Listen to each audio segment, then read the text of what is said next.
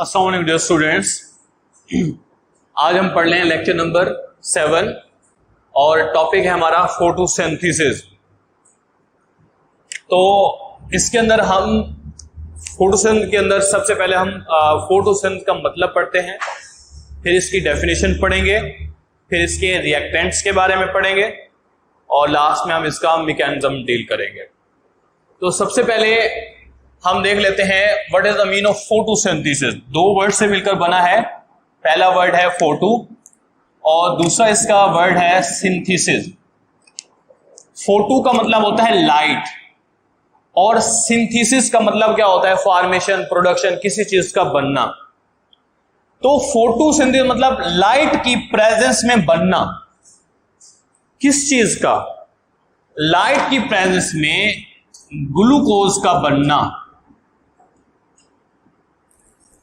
इस प्रोसेस का नाम है फोटोसिंथेसिस। क्लियर? अब अगर हम इसकी टेक्निकली बार से डेफिनेशन करें, बुक से भी रिलेट करके, तो डेफिनेशन ये बनेगी।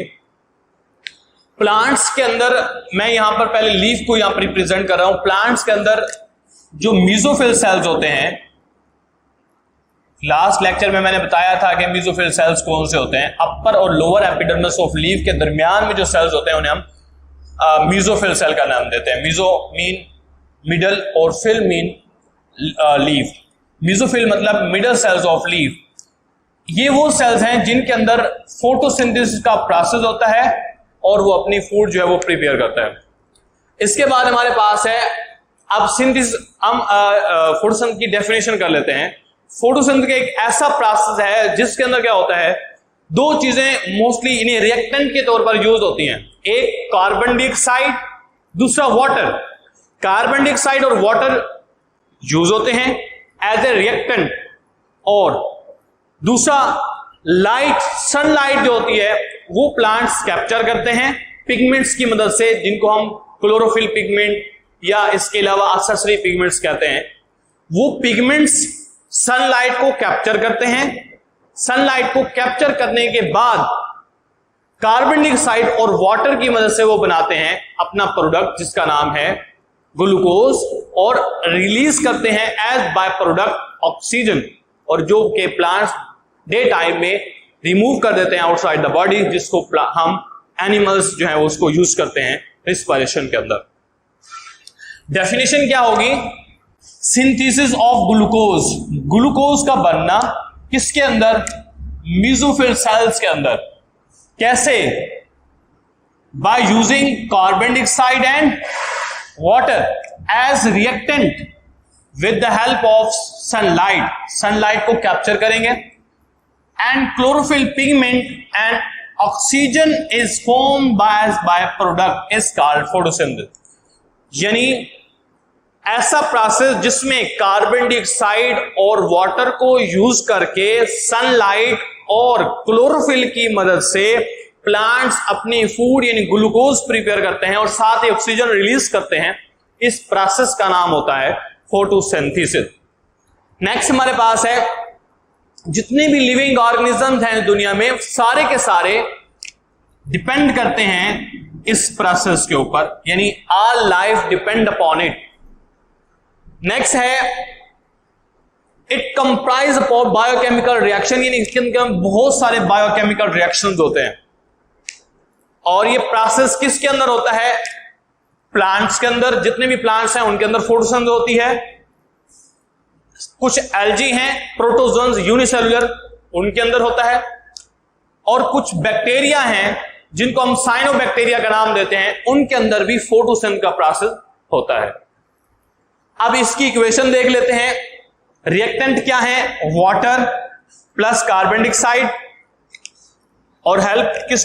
सनलाइट प्लस क्लोरोफिल, ये यूज होते हैं। और क्या बनाते हैं? Glucose plus oxygen. जबकि वाटर दोनों साइड पर ही प्रेजेंट हो रहा है, तो वाटर बनता भी है और यूज भी होता है। तो अगर हम इस इक्वेशन को देखें तो 12 वाटर के मॉलिक्यूल यूज होते हैं, 6 वाटर मॉलिक्यूल्स वैसे रहते हैं प्रोड्यूस। उसके बाद 6 कार्बन डाइऑक्साइड यूज होते हैं, 6 ऑक्सीजन प्रोड्यूस होते हैं, और साथ ही ग्लूकोज जो है ये प्रोड्यूस होता है। तो ये हमारे पास इक्वेशन। उसके बाद है व्हेन सेल स्टोरिंग एनर्जी, जब सेल एनर्जी को स्टोर कर रहा होता है तो ये ऐसे ही है जैसे कि हम बैंक में जाते हैं और पैसे जो है वो जमा करवाते हैं।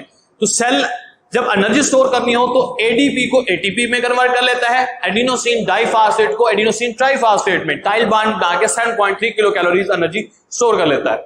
जबकि दूसरा अगर हम देखें, अगर एएमपी है तो उसको एटीपी में कन्वर्ट कर देता है। इस तरह से भी एनर्जी जो है वो प्लांट स्टोर कर लेता है। क्लियर हो गया? उसके बाद नेक्स्ट हमारे पास है Uptake of water and carbon dioxide. Plants water और कार्बन डाइऑक्साइड को कैसे अपटेक करता है? तो मैंने यहां पर प्लांट्स की डायग्राम बनाई है। प्लांट वाटर कैसे हासिल करता है? एक तो वो नीचे से यानी कि सॉइल से रूट हेयर के जरिए अब्सॉर्ब करता है और फिर जाइलम वेसल्स के जरिए ऊपर ले जाता है। पानी जो है वो लीफ के अंदर चला जाता है और लीफ में जाने के बाद कहां चला जाता है? मीजोफिल सेल्स के अंदर। और मीजोफिल सेल्स में जाने के बाद ये जाकर यूज हो जाता है थाइलाकॉइड मेम्ब्रेन के अंदर लाइट रिएक्शन में। दूसरा हमारे पास है कार्बन डाइऑक्साइड की अगर हम बात करें, वो कैसे आती है? डे टाइम के अंदर जब प्लांट्स स्टोमेटा ओपन होते हैं तो क्या होती है? ऑक्सीजन बाहर चली जाती है और एयर अंदर चली जाती है। यानी अगर हम देखें तो डे टाइम में ऑक्सीजन प्रोड्यूस होती है, हमने लास्ट लेक्चर में पढ़ा भी था, ऑक्सीजन प्रोड्यूस होती है और वो ऑक्सीजन रिमूव हो जाती है एक्स्ट्रा, जबकि साथ ही एयर इनटेक की जाती है। एयर के अंदर कार्बन डाइऑक्साइड होती है और वो कार्बन डाइऑक्साइड की जो लेयर होती है, मीजोफिल सेल के ऊपर एक लेयर होती है वाटर की, उस वाटर में अब्सॉर्ब हो जाता है। Carbon dioxide will absorb a thin layer of water which surrounding the mesophyll cell, and then water will move into the mesophyll cell and will be used into the chloroplast in dark reaction. अब point यह है, what is the mean of osmosis? Osmosis कहते हैं पानी का higher concentration से lower concentration की तरफ जाना through semi permeable membrane is called osmosis. या दूसरे लफ्जों में डाइल्यूट सॉल्यूशन से कंसंट्रेटेड सॉल्यूशन की तरफ जाना सेमी परमिएबल मेम्ब्रेन के through without utilization of energy is called osmosis. उसके बाद नेक्स्ट है मैकेनिज्म ऑफ फोटोसिंथेसिस। फोटोसिंथेसिस के मैकेनिज्म की अगर हम बात करें तो फोटोसिंथेसिस का जो मैकेनिज्म है ये दो स्टेप्स के ऊपर कंप्राइज करता है, एक लाइट रिएक्शन, दूसरा dark reaction. Light reaction light की प्रेजेंस में और डार्क रिएक्शन लाइट की एब्सेंस या प्रेजेंस दोनों में हो सकता है। याद रखिएगा, लाइट रिएक्शन को लाइट रिएक्शन इसलिए कहते हैं क्योंकि वो उसमें लाइट डायरेक्टली यूज होती है। डार्क रिएक्शन को इसलिए डार्क रिएक्शन कहते हैं क्योंकि उसमें लाइट डायरेक्टली यूज नहीं होती, इनडायरेक्टली यूज होती है। उसके बाद हमारे पास है, अब मैंने यहां बनाई है तो यहां पर एक मेसोफिल सेल को यहां से निकाल के बड़ा सारा मेसोफिल सेल बना दिया है। मेसोफिल सेल के अंदर आप अगर गौर से देखें तो आपको दरमियान में आपको नजर आ रहा होगा वैक्यूल, उसके बाद आपको माइटोकॉन्ड्रिया नजर आ रहा होगा, इसके अलावा न्यूक्लियस नजर आ रहा होगा, एंडोप्लाज्मिक रेटिकुलम नजर आ रहा होगा, गोल्गी कॉम्प्लेक्स नजर आ रहा होगा, साथ ही ये आपको क्लोरोप्लास्ट नजर आ रहा है। तो प्लांट्स के मेसोफिल सेल में क्लोरोप्लास्ट मौजूद होता है। ये क्लोरोप्लास्ट वो ऑर्गेनेली है जिसके अंदर फोटोसिंथेसिस का प्रोसेस होता है, इसके अंदर ग्लूकोज तैयार होता है।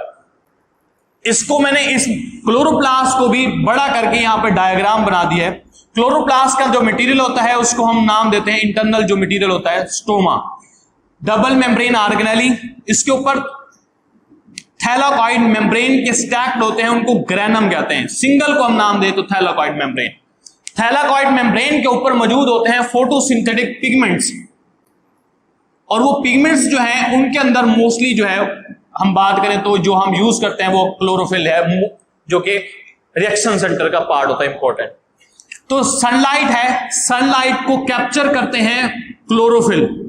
इसके अलावा सस्री pigment, carotenoid, carotene, xanthophyll, violaxanthin, zeaxanthin etcetera, वो पिगमेंट्स जब सनलाइट को कैप्चर करते हैं, कैप्चर करने के बाद उसको कन्वर्ट करते हैं एनर्जी रिच मॉलिक्यूल्स एटीपी, या कन्वर्ट करते हैं NADPH nicotinamide adenosine diphosphate, nicotinamide adenine dinucleotide phosphate NADPH।